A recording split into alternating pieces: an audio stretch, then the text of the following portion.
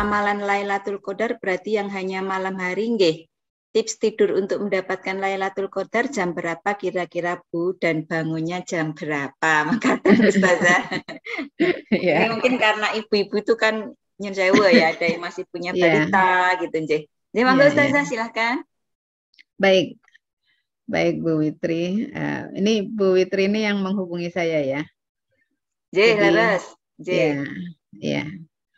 Jadi memang kalau menurut hadis-hadis yang saya bacakan tadi, memang yang dihitung itu kan, karena namanya juga malam ya Bu ya, Lailatul Qadar. Nah, jadi yang dihitung amalan yang kita lakukan pada malam hari itu, ya, bukan di siangnya. Tetapi biasanya kalau kita melakukan amalan di malam hari itu kan insya Allah juga berpengaruh pada keadaan kita di siang harinya, gitu. Nah, kemudian jam berapa kira-kira ininya ya, untuk mendapatkan Lailatul Qadar itu jam berapa kira-kira dan bangun jam berapa begitu ya. Nah, jamnya tentu kita tidak bisa tahu pasti ya Bu Witri ya, jam berapa kira-kira. Yang jelas malam. Nah, malam itu kapan? Malam itu sejak terbenam matahari sampai terbit fajar. Itu malam. Jadi waktunya panjang, sepanjang malam itu. Terbenam matahari itu sekarang kan kurang lebih jam 5.37 ya. Jam 17.37. Itu sudah begitu matahari terbenam, itu sudah masuk waktu malam. Nah, kemudian terbit mataharinya jam berapa? Terbit matahari sekitar 5.37 pagi gitu ya. Nah, jadi 12 jam itu ya, 12 jam.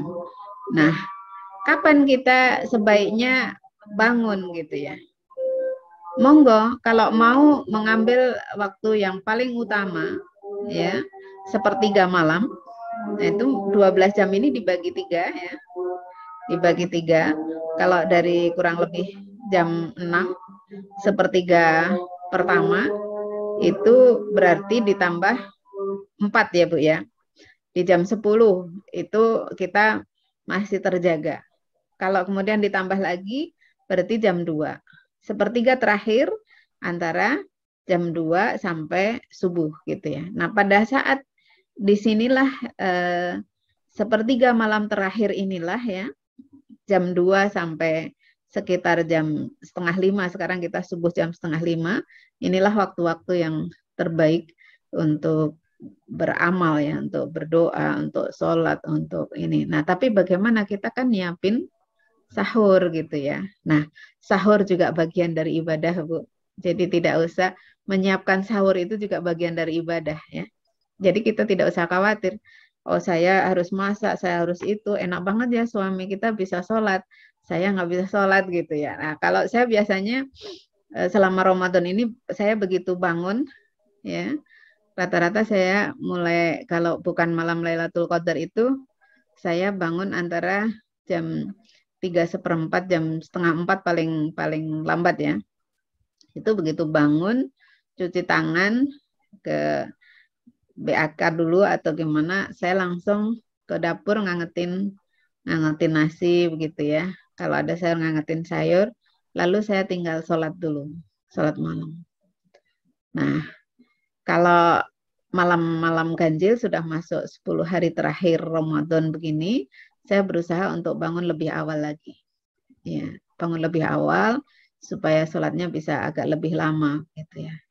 Nah, setelah itu nanti sebelum makan sahur itu istighfar dulu gitu. Jadi monggo, kira-kira bangunnya yang terbaik, yang paling baik jam berapa ya gitu ya. Ibu-ibu bisa, Bu Witri bisa memperhitungkan ya, bisa memilih waktu. Jadi kalau Rasulullah Shallallahu Alaihi Wasallam itu kan beliau tidur di awal waktu ya. Jadi habis sholat Isya itu beliau tidur.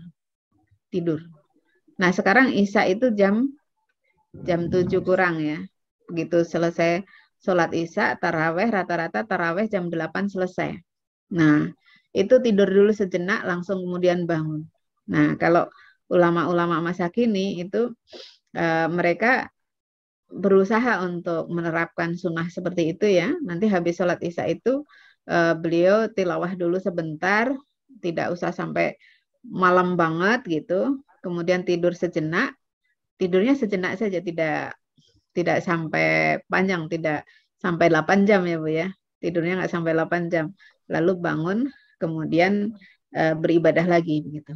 Nah, kalau ibu-ibu, terutama ibu-ibu yang masih punya anak kecil, monggo menyesuaikan.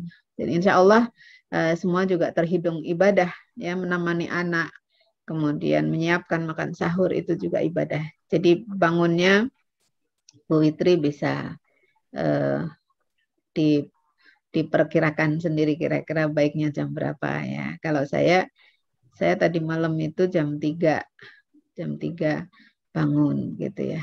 Nah, monggo ibu-ibu mau jam berapa dipersilahkan. Nah, kalau mau tidak tidur itu juga boleh saja. Sepanjang malam tidak tidur boleh saja. Nah, tapi juga ingat kesehatan dan aktivitas yang lain barangkali kan perlu kebugaran kita begitu ya. Nah, demikian mudah-mudahan memberikan pencerahan. Ya, jazakillahi khair Ustazah. Ini ada lagi, semoga Bu Witri ini nggih puas nggih. Jadi intinya tergantung kondisi masing-masing, ngaten nggih Ustazah nggih. Iya, Karena tidak bisa dipatok jam berapa gitu. Mungkin Bu Witri punya apa itu jam biologisnya sendiri gitu. Iya, betul. Betul. Jadi ini aja semampunya kondisinya.